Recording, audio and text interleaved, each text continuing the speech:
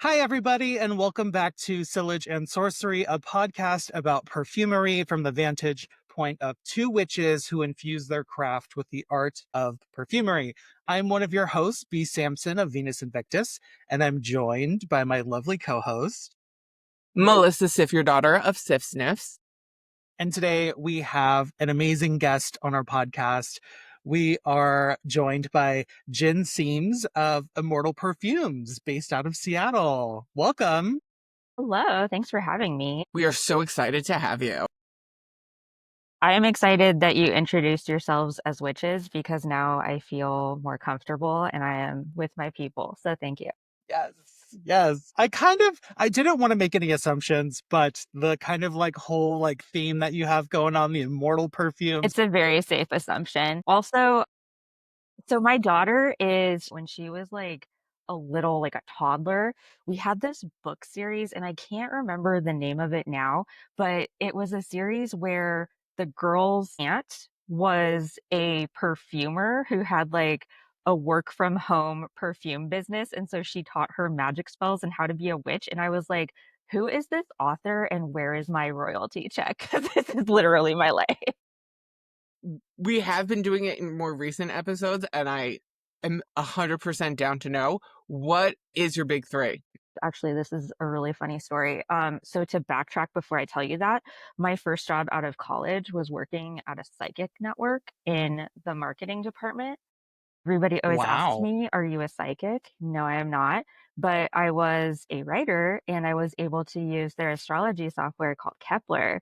So my whole job was basically, I would just kind of just like dick around all day and like do my compatibility with like David Bowie. I also did my cat. But to answer your question, my big three, Taurus is my sun sign. Aries rising and Gemini. Yeah, it's so funny because my entire life I was always like, oh, I'm not a bull. I'm more like this fiery character and stuff. But then when I actually started learning more about it in that job, I was like, oh, no, I am all of these things. Incredible. Yeah, whenever I get in a fight with my husband, I look up synastry charts of celebrities, and it turns out me and Zac Efron actually have a really, really good synastry chart. That's a good one. So I'm waiting for my moment to see Zac Efron. I love that. How long have you been perfuming for? Ooh, another great question for us witches out there.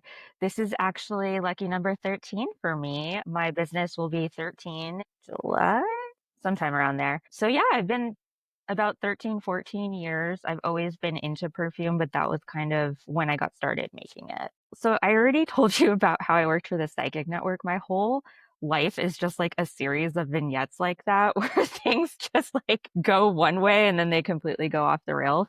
So I was an English major in college, and then I had those jobs in marketing. I was doing a lot of writing at the time.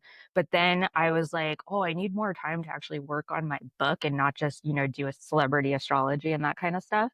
So I had the brilliant idea to be a teacher, thinking like, oh, I'll have the summers off. That was so adorable and cute. That is not what happened at all. I was a good teacher, but I think that my personality, I'm a little bit too empathic. And so it was an extremely stressful and rough job for me. And so at the time I was kind of looking for an exit and I was like, oh, no, I've always been really big on perfume. It would be so fun to make it. And after my husband and I got married, my idea of a good time is going and touring castles. So I was like, let's go to Marie Antoinette's house and see what she got up to. And what she got up to was perfume. They had a sign at the time that was talking about the ingredients in her perfume. And so when I got home, there was this brand new website called Pinterest, and they had all these like tutorials, and they had one on how to make perfume. At the time, it wasn't as easy as it is now to find information on how to get started with perfumery. So back then, like that was kind of like how I was finding things. And so I was so naive and I was just like, well, I just learned what ingredients were in Marie Antoinette's perfume, so I'm going to make that. And that is how Immortal Perfumes was born. That's awesome. I mean, honestly, like we're talking about for the people listening that aren't a part of the perfume world that might be interested in it, we're talking about a profession that has been gatekept so heavily over the centuries. So that's really fantastic that you were able to find that avenue before like all of these books and podcasts and YouTube tutorials are out. Yeah. And it's funny too because I'm a self-taught perfumer, I had always kind of had a chip on my shoulder. I was like, "Oh, I probably don't even do this correctly." In the last couple of years that, more information has been available since the pandemic, I have actually been taking more classes lately just to, make sure I'm doing this correctly. Turns out I am. So that's good. So we can kind of let that imposter syndrome go. It's crazy to me how it has been gate kept all of these years. I actually had a really weird encounter with a perfume industry professional when I was in Paris last year. And they asked me, "So did you study in France?" And I said, "No." And this is going to sound way worse than it actually was in the moment. Don't get outraged yet. But they said, "Well, if you didn't study in France, you're not a perfumer." There was a bit of a language barrier. So, like, I did not take just like based on, how they were speaking to me and body language and everything, they were not trying to be mean or malicious. I think it was more just like in their mind, this is the only way that you become a perfumer. It was more like that, not so much as you specifically are not good enough. But that really opened my eyes because I was like, in the year of our Lord 2025, that is still how they see us. Yeah. It's really upsetting. I think that there are some smaller brands, people just starting up that are like trying to make a brand, trying to get into perfumery, and they will cause an unfortunate like skin reaction with someone. Someone will Yes, have an allergic reaction to a scent, and then that kind of tarnishes the reputation for all indie perfumers that were not adhering to like safety guidelines to IFRA. So what are you gonna do, you totally. know? There was pretty unfortunate thing with that. That was, like, also a wake-up call to me because I was like, "Oh, let me just, like, make doubly sure that everything's legit." And Yeah, so, it is really difficult as a small business, adhering to especially the European standards because they're just a lot stricter, but even though it's difficult as a small business, I am so thankful that they're even there because I don't wanna get yeah, sued. So, like, I find for it sure. helpful. And also, like, not for nothing, I'd rather follow the European standards, even if they are a little bit more strict. I feel like that's probably better because the US is so lax on everything. Totally, totally. Not serious as a nation. So, your brand is called Immortal Perfumes. Can you give us the ethos behind your brand? My brand is all perfumes that are based on historical and literary figures, and just kind of my North Star for the brand is to really be led with curiosity. All of the perfumes that I make, I really like, I fall in love with my subjects, and so I want my perfumes to be something that they would have been proud of because, I do a lot of historical figures, and so I really do a lot of research into their personalities and things that they liked and everything, and it is to me, like, this is gonna sound so weird, but I'm just like, "Anne Boleyn is my friend, Marie Antoinette is my friend," and so it's so important for me to have my perfumes be representative of who they were as people, flaws and all. That's incredible. I love that idea of basing your sense around historical figures or literary figures. It's amazing. You feel, like, kinda pressure to live up to it. I wanted to know, how do you, with your brand, with your perfume, how do you stand out in such a competitive market? That's a really good question. So, okay, I told you that I've been around for 13 years.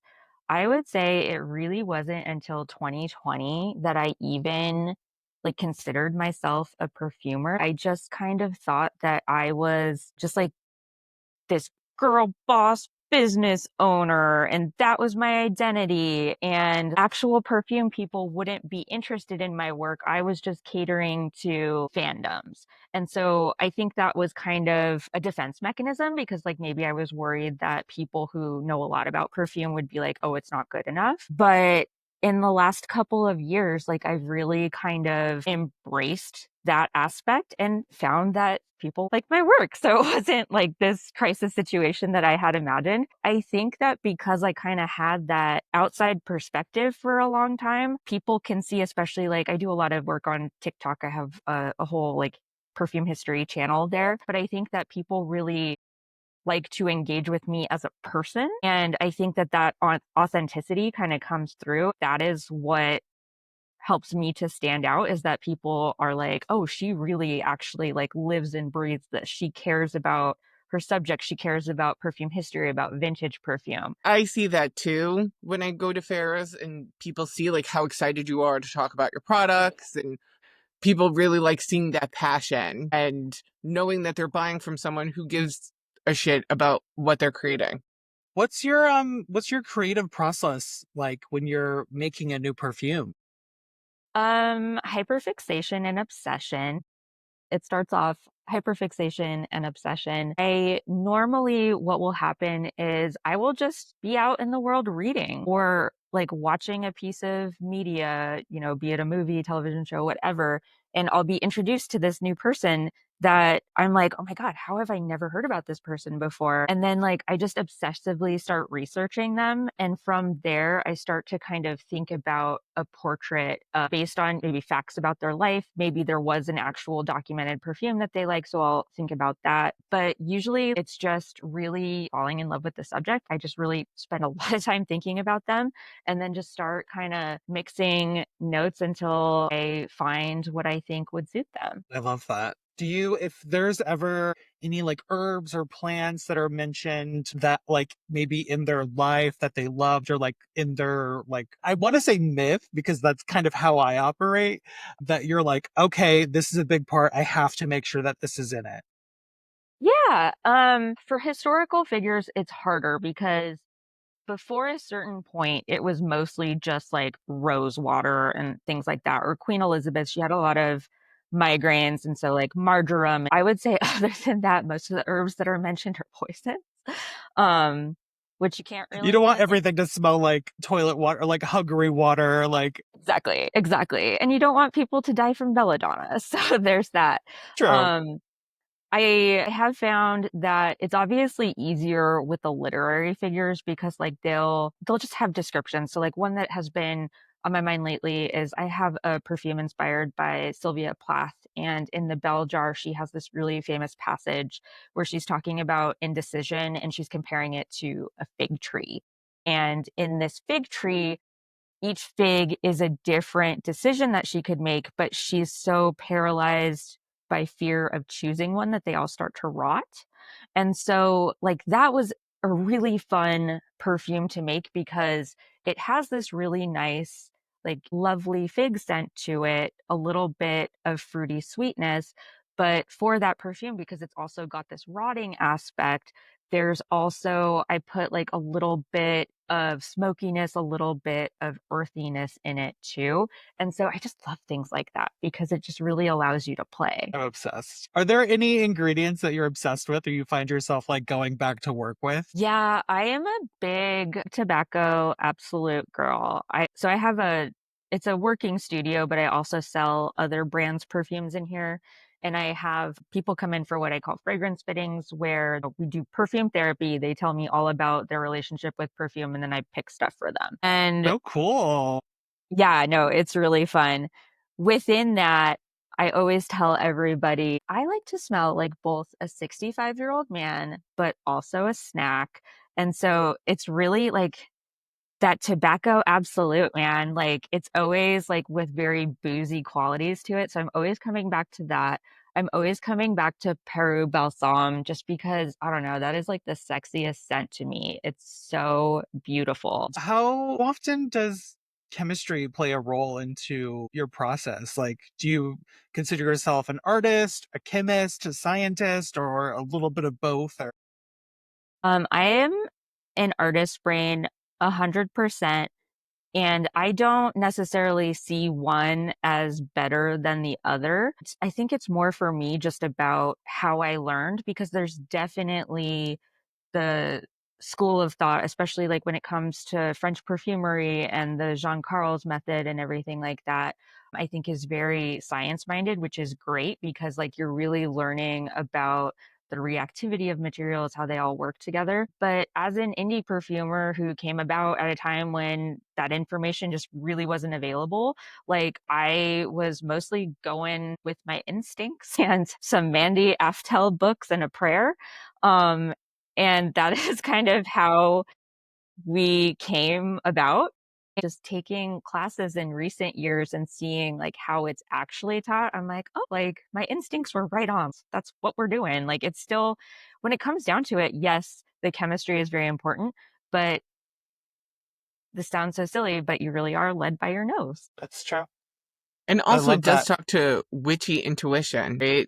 'Cause since we do have this overlap with both perfumery and witchcraft, going in your heart and listening to your intuition as you're creating something also speaks to being able to create something without having 100% of the knowledge of a school in France. Exactly. And I love that you said that. That is so beautiful. I never had thought about it that way. And I'm stealing that because that is exactly, now that you put it out into the world, I'm like, oh, that's exactly what it was. Love. What's the most challenging aspect of blending fragrances and how do you overcome it? A lot of times it's repetition or trial and error until you get the spell just right. And then you have your recipe or your formula if we're talking about perfume. So, yeah, what's like the most challenging aspect of blending? Yeah. I mean, the trial and error is obviously like the most frustrating, but at the same time, I don't know, I kind of enjoy it.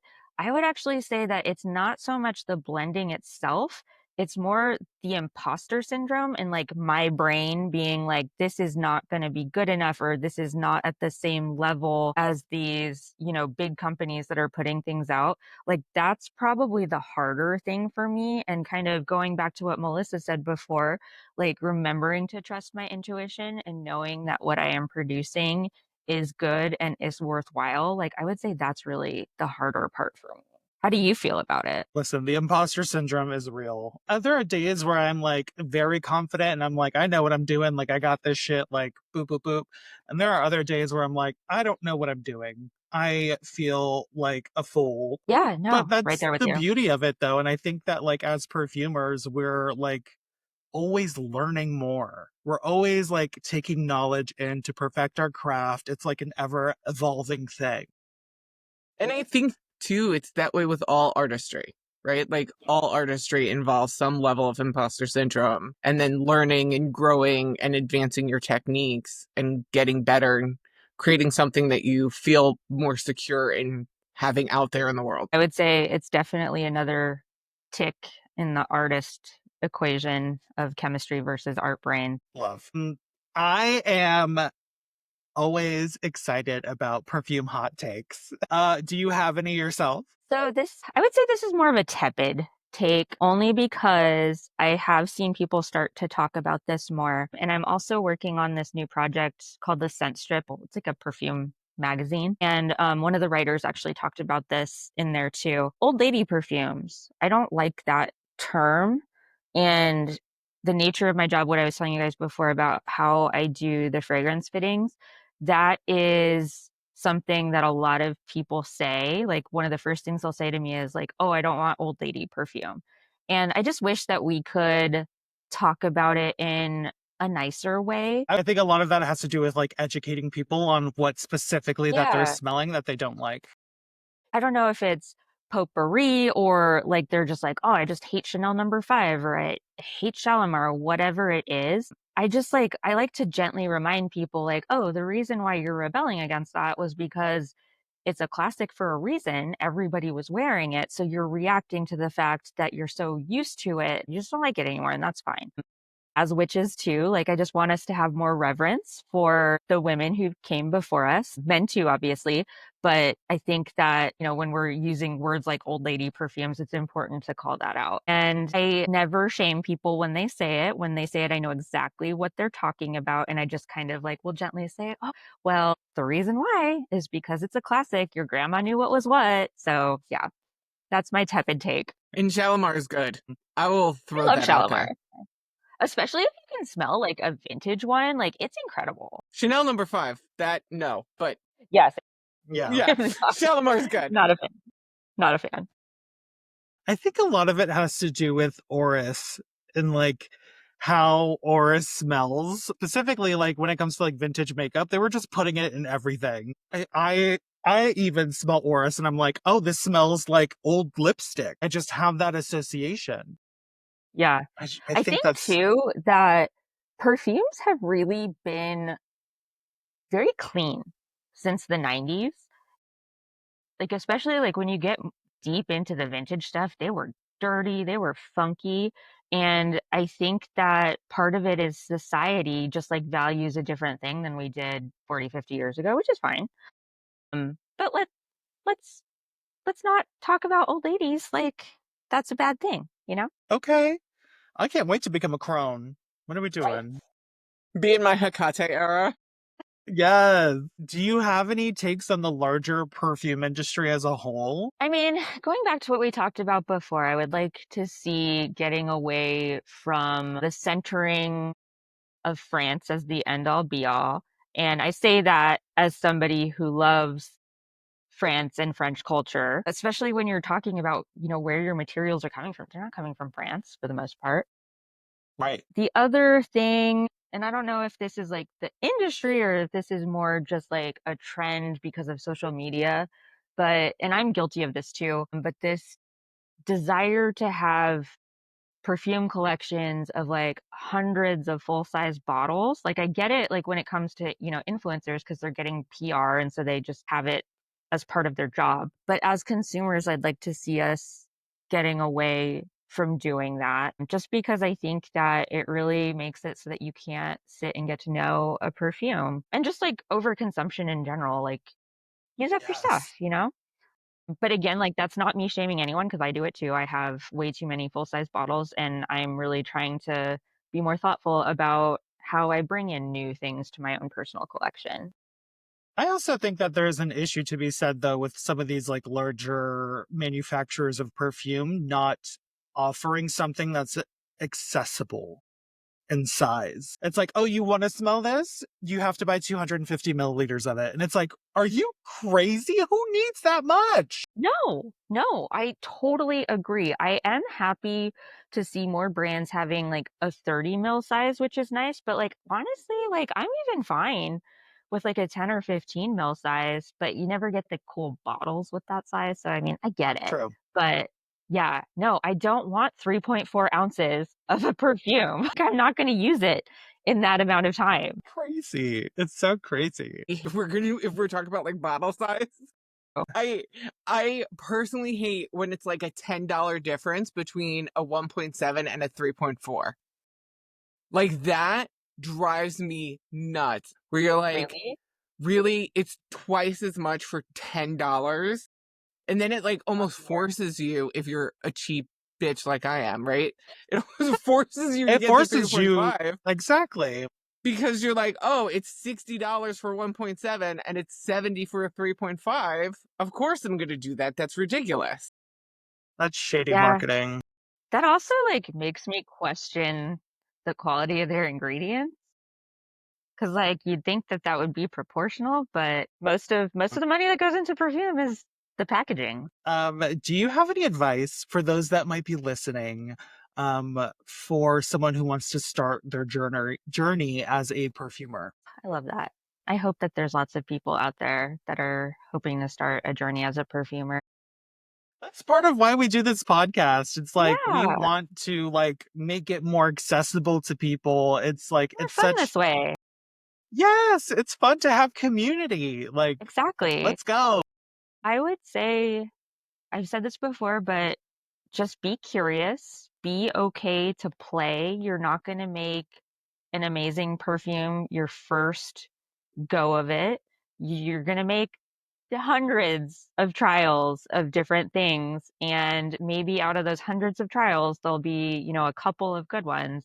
And I don't know, like, that's the fun times. Like, I enjoy the times that I'm creating new things way more than I do like packaging stuff, which we're doing today. And I'm like, oh God, kill me. Just like being okay to play, kind of what we talked about before, listening to your intuition. And honestly, there's just so much more available now for learning. So like take those classes, and I highly recommend the Institute for Art and Olfaction, because like you can take a good class for, $75, and they're going to teach you really what you need to know to be safe and to have the basics so that you can grow from there. So, yeah, be curious, play, and do the research. Amazing. That's great advice. I feel like, and I've given this advice to perfumers before too, is that in every city, there's always a witchy bookstore. And like that is your gateway to getting into perfume, because I remember doing that in Los Angeles, and then I lived in San Francisco for a bit. And like that was when I started like really dabbling with it. And then up here, like those are the people that support you. They've got all the good stuff. If you were to do a signature scent for a fictional character, who would you pick and what would it smell like? That's a great question. So I'll give an example of one that I've done. So you probably guessed from looking at me and just like hearing my story, but I was a big, like I remember being 8 years old, obsessed with the Telltale Heart and the Raven and just Edgar Allan Poe in general. Like I was that little goth kid. Um, and that was like before the internet. So I didn't have my community. I was just like this weird kid in Los Angeles wearing all black. And basically, for the Edgar Allan Poe perfume that I created, I didn't want to do something for him specifically. Instead, I was looking at the idea of Lenore in The Raven. And so for that Ugh. perfume, yeah, for that perfume, I was really trying to make something that smelled like ghosts. And so it's got like a very, like a whisper. It's got a whisper of rose and spice, but it also kind of smells like, I don't know what the word for it is, but that smell when you blow out a candle. So that was kind of what I was going for. I could tell you somebody that I've been thinking about who's not fictional, real person. Somebody that I would really love to do a signature scent for was the Swan King, Ludwig II of Bavaria.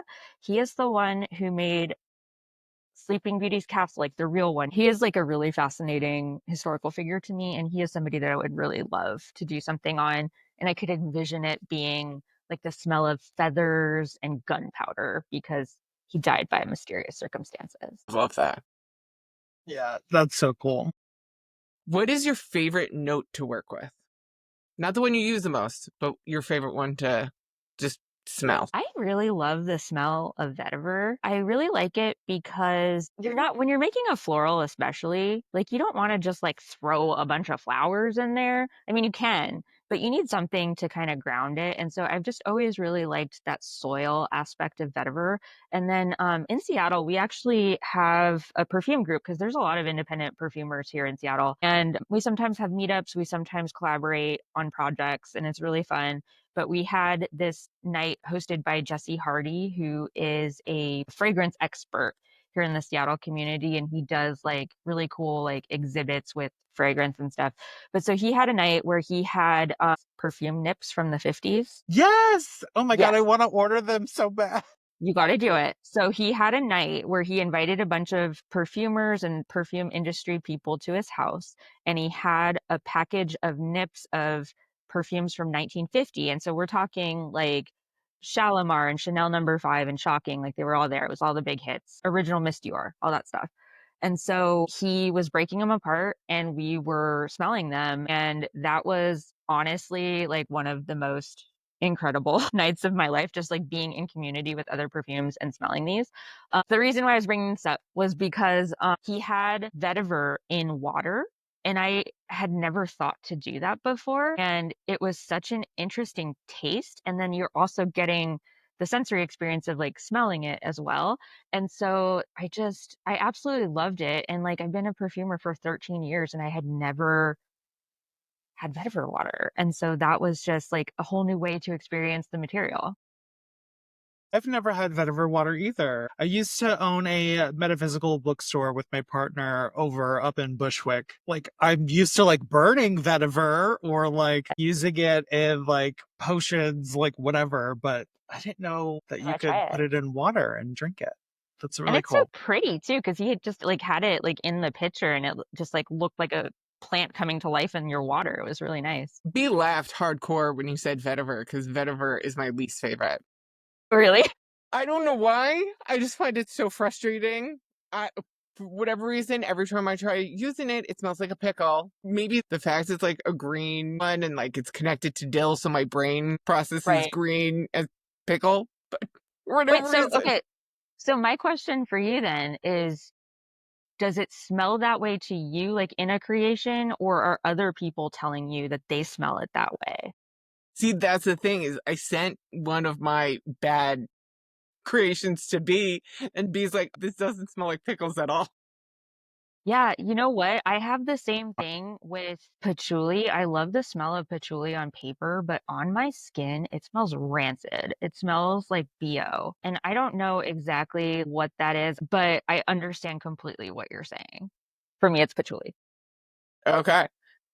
Would you say that that's your least favorite to work with, or is it just the one that for you don't like having on you? Yeah, I don't really like working with it, but like this is like kind of a new thing. It's really only happened in the last couple of years, mostly because I had some health issues. I had cancer in 2020 during the pandemic. I'm totally fine now. And sorry, like, but like, I think it's important for people to hear it because I'm under 40. And so like you need to know these things because it was breast cancer, which is like very related to like hormone stuff. I think that's the reason why patchouli like smells so bad on me now is I think that all of that changed for my body. I've also heard your sense of smell changes like every 7 years or something. So maybe it wasn't related to that and it was just a natural change that was happening. Didn't used to have this problem with patchouli and now I hate it.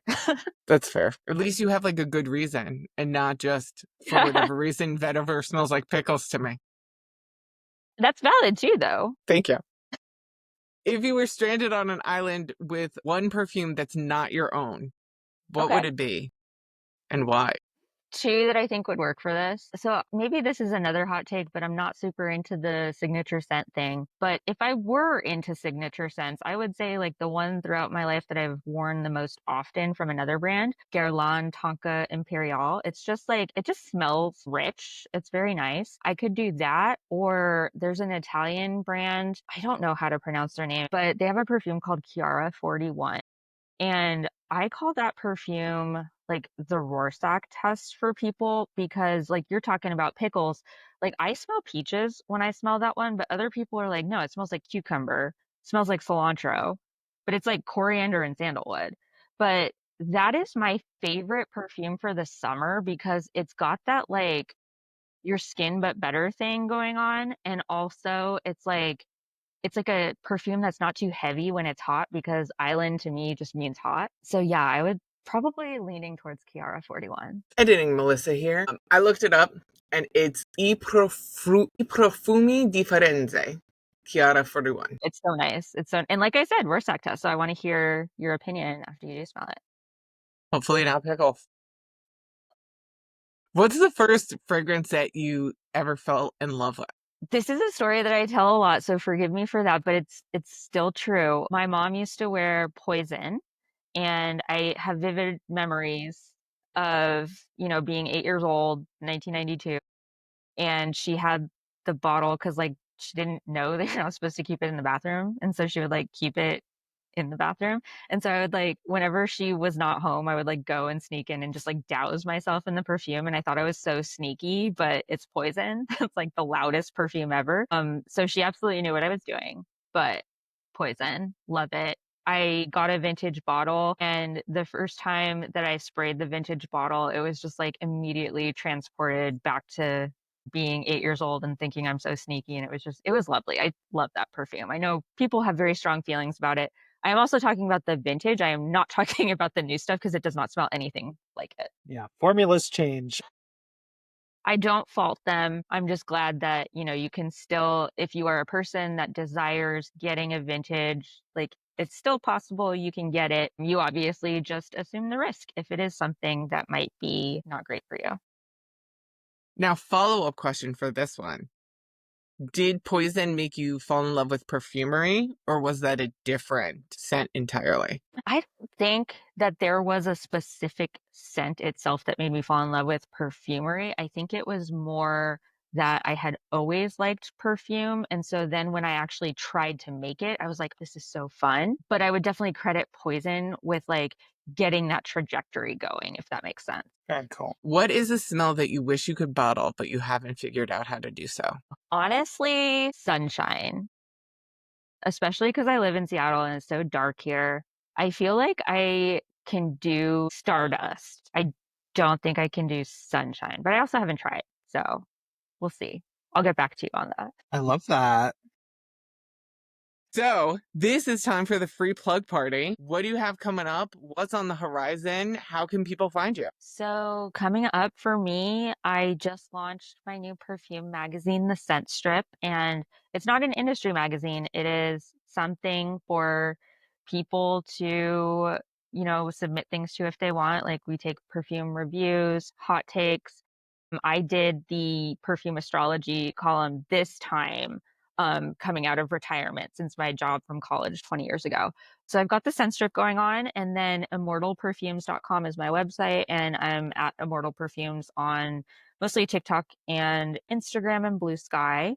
And this is my 13th anniversary, so I can't talk more about it just yet, but I'm going to have a special perfume coming out in July to celebrate. So, yeah. Yay! We cannot wait to see it. I'm going to put the outro on YouTube. Sillage and Sorcery was produced by Melissa Sifjardóttir and B. Sampson. Research done by B. Sampson and Melissa Sifjardóttir. The logo was designed by B. Sampson, and it was edited poorly by Melissa Sifjardóttir. If you would like to follow us, you can check us out in the show notes. We also have a website now. It's www.sillageandsorcery.com. We have merch, and our merch maxes out at $45. We wanted to make sure that everything was pretty accessible to people. You can also find all of Jen's information as well in the show notes. I got a digital copy of the scent strip, like actual printed copy is out for delivery today. Hopefully it'll be here soon. If you're anywhere in the Seattle Pacific Northwest area, absolutely check her out. Anyway, on that note, love you. Bye. Are you both fire sign? I'm Leo sun, Pisces moon, Cap rising, but I'm a Leo stellium. So all of my inner planets except my moon are in Leo. Wow, that must have been a lot for your parents, but I love that for you.